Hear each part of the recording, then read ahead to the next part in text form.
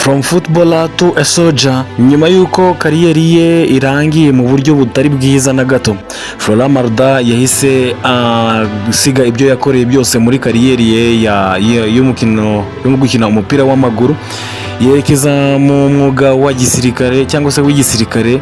Florent Malouda, umwe mu bakinnyi batwaye Champions League ya 2012 mu ikipe ya Chelsea, akaba yarahisemo gusezera umupira w'amaguru hanyuma yerekeza kuyoboka igisirikare mu gace k'iwabo kitwa French Guyana.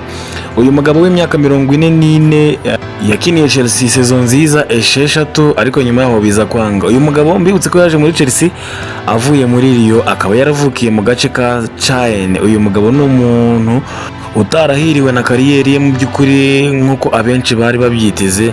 Byarangiye Chelsea bamubaninze, abenshi murabyibuka, ubwo yasubizwaga gukina mu ikipe ya kabiri ya Chelsea. Uyu mugabo rero yahisemo inzira ya gisirikare, ubu ngubu akaba yibereye muri infantry mu gace ka Guyana. Ngayo nguko.